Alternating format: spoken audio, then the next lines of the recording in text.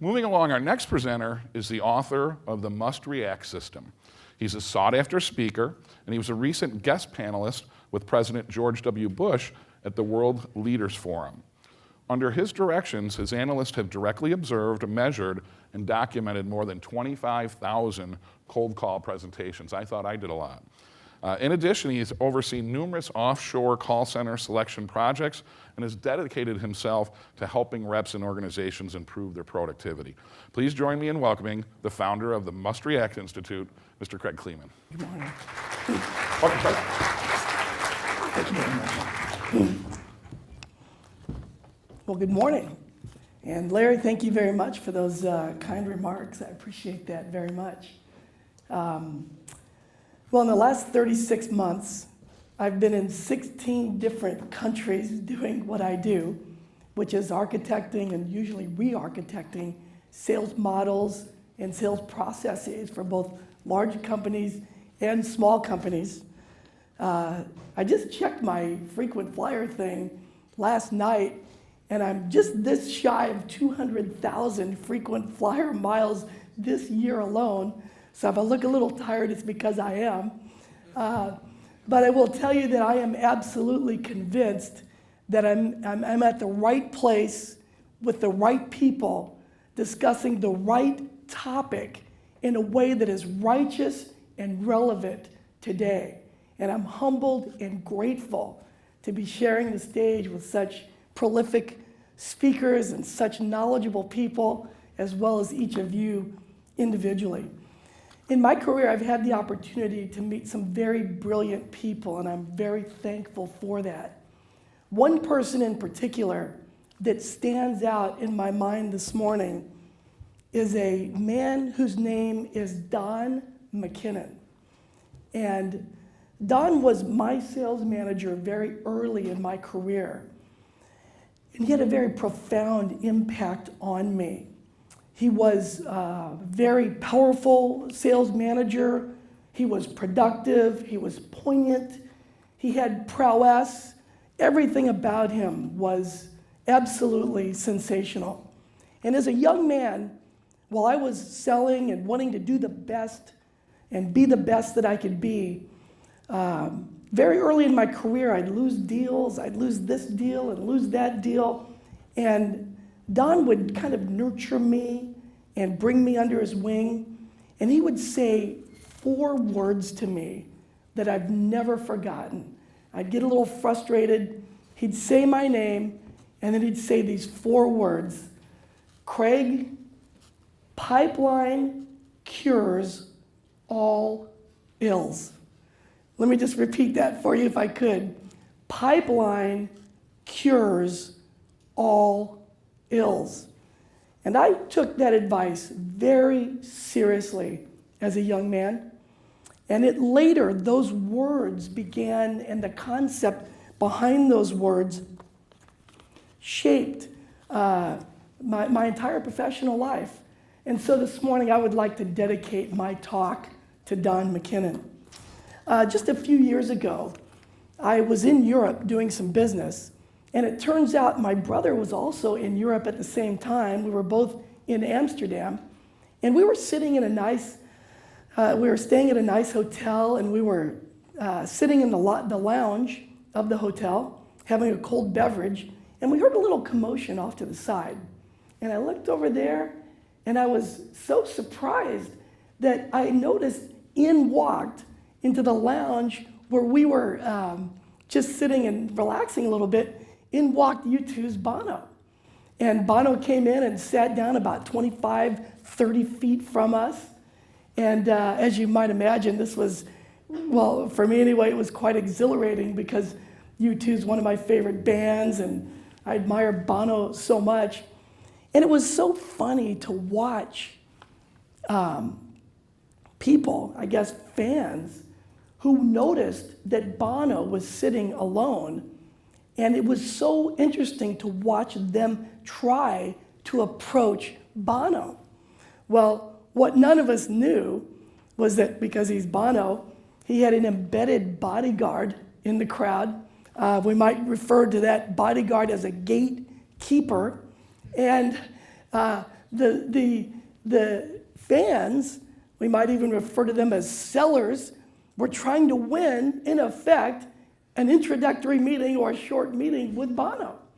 And they would use different sorts of tactics, some intelligent, some not so intelligent, but each one got completely interfered and smacked down, in effect, by the gatekeeper or the bodyguard. And it was so funny, you know, the intelligent person who approached Bono might say something like, "Hey, Bono, been a big fan for 15 years. How about an autograph?" And immediately, Mr. Bodyguard would jump in and intervene and say, "I'm sorry, Bono's not available for fan club time right now." And then, of course, there was the person who was a little bit less rational and wasn't quite as well developed with his or her introductory presentation. And he would say something like, "Dude, Bono, dude, when you wrote that song Where the Streets Have No Name, dude, was it like a religious experience?" And so Mr. Bodyguard would jump right in and shut the whole thing down. Well, excuse me, the interesting thing was, after a cold beverage or so, my brother sort of looked at me and said, "So, hey, Craig, how did your conference go this past week?" "Oh, it went great." "Did you teach people how to cold call and how to win meetings with CFOs and other C-level executives?" I said, "Yeah, I always do that." Did you get on the phone and win some meetings?" "Yeah, I don't ever ask anyone to do anything that I won't demonstrate personally." And he said, "Okay, well, Bono is about 25 feet from us right now. Why don't you go win a meeting with Bono right now?" And of course, I looked at him and I said, "No, thank you. I don't want to have a confrontation with Mr. Muscle Beach over there who's protecting Bono's space." So I thought that was the end of that. And nothing like another cold beverage or two and some sibling rivalry, right? Excuse me. And my brother looks at me, excuse me just for a moment, just a little bit congested. And my brother looks at me and says, "So Craig, how's that book coming along?" "Oh, it's coming along great. You have the manuscript done?" "Well, not quite, but I'm almost there."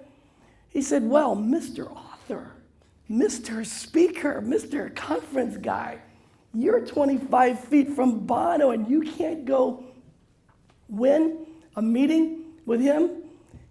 And again, there's nothing like a couple of cold beverages to sort of get you to do things that otherwise maybe you wouldn't do. And I looked at him and I said, "Well, what's it worth it to you?" He said, "Craig, you win a meeting with Bono and I'll pay all of your expenses this particular weekend." And we were staying at a nice hotel and we were eating dinner at great restaurants and all that sort of thing.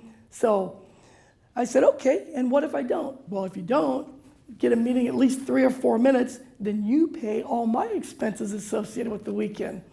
Well, sibling rivalry was on. We shook hands, we pinky sweared, we decided I was going to give this a shot. And then I began to think about the principles of persuasion that are central to every project that I've been involved with.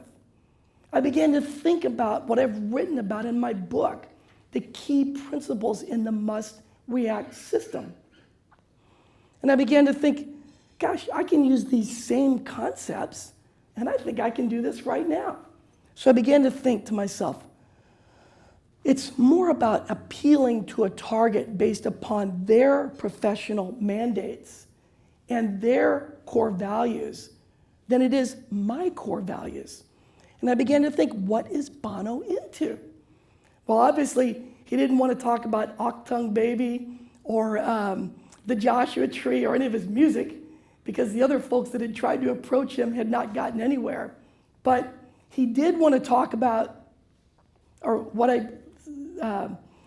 I speculated that he'd want to talk about are the things that he's committed himself to, which is philanthropic work.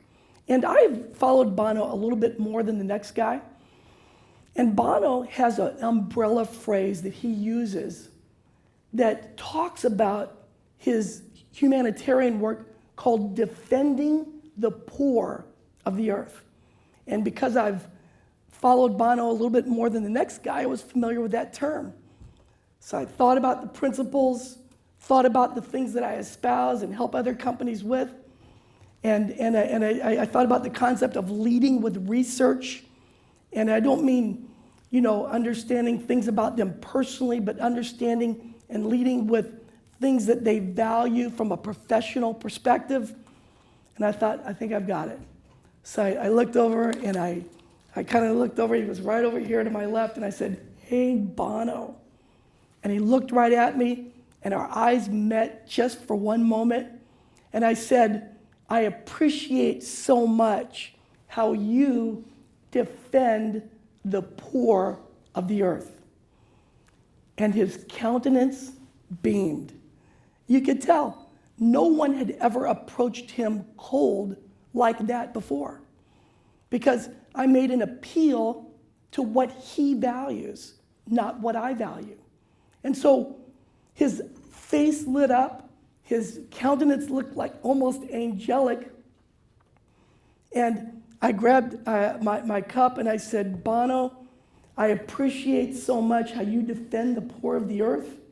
I used to be on the board of directors for an outreach to abandoned children in South America." And I grabbed my cup and I said, "Cheers to you, Bono, for defending the poor of the earth." And from about 25 feet away, he picked up his cup and we did a virtual toast, took a drink. I set my cup down and I thought this precise thought.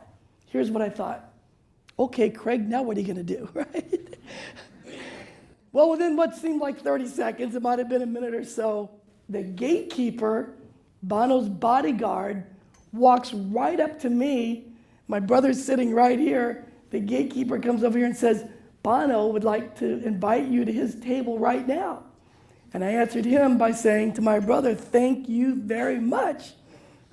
And I walked over and I had a solid hour and a half with Bono. He's become a personal friend of mine now. And I want to tell you the reason, or express to you the reason that I won the meeting with Bono is not because I spoke with him about what I valued, which might be his music, for example, but I made an appeal to him about what he values, and that was all the difference in the world. And that same principle applies. And let's just